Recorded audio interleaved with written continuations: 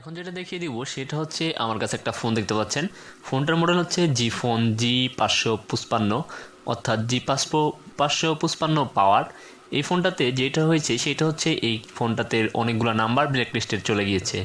দেন এটা থেকে রিমুভ পাওয়ার জন্য আমাকে যেটা করতে হবে সেটা হচ্ছে ফোনটাকে রিসেট দিতে হবে।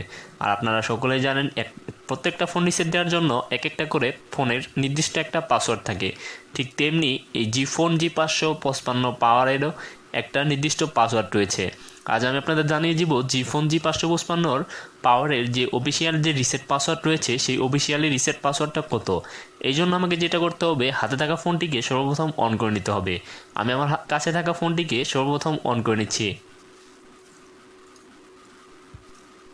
ফোনটি অন হয়ে গেলে আমাকে এখান থেকে অনেকগুলো অপশান শো করবে। যেহেতু আমি ফোনটাকে রিসেট দিব এই জন্য এখান থেকে আমাকে মেনুতে ক্লিক করে দিতে হবে, অর্থাৎ মেনুতে চলে যেতে হবে। তারপরে এখানে অনেকগুলো অপশান শো করবে, এখান থেকে আমাকে চলে যেতে হবে সেটিংস নামে যে অপশন রয়েছে সেই সেটিংস নামে অপশনটাতে।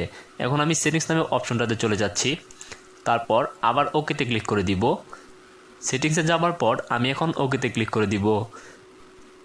তারপরে এখানে অনেকগুলো অপশন শো করবে, এখান থেকে আপনাকে চলে যেতে হবে ফোন সেটিংস নামে যে অপশন রয়েছে সেই অপশনটাতে।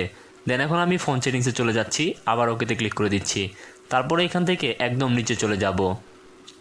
নিচে চলে যাওয়ার পর রিস্টোর ফ্যাক্টরি সেটিংস নামে একটা অপশন শো করবে। দেন আমি এখন ওকেতে ক্লিক করে দিব। তারপর তারা এখানে একটা পাসওয়ার্ড চাইবে। আপনি যদি ম্যানুয়ালি কোনো পাসওয়ার্ড ইউজ করে থাকেন সেই ম্যানুয়ালি পাসওয়ার্ডটা কিন্তু এইখানে দিবেন। আর আমি যেহেতু ম্যানুয়ালি কোনো পাসওয়ার্ড ইউজ করিনি সেই ক্ষেত্রে আমি আপনাদের জানিয়ে দিচ্ছি যে এটার অফিসিয়াল পাসওয়ার্ডটা কত। G555 পাওয়ারের যে অফিসিয়াল পাসওয়ার্ড সেটা হচ্ছে 1234।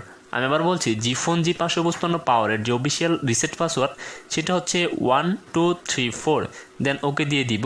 ক্লিয়ার ইউজার ডাটাতে আবার ক্লিক করে দিব। দেন এখন আবার ওকেতে ক্লিক করে দিব। দিলে কিন্তু আমার ফোনটা ফুললি রিসেট হয়ে যাবে।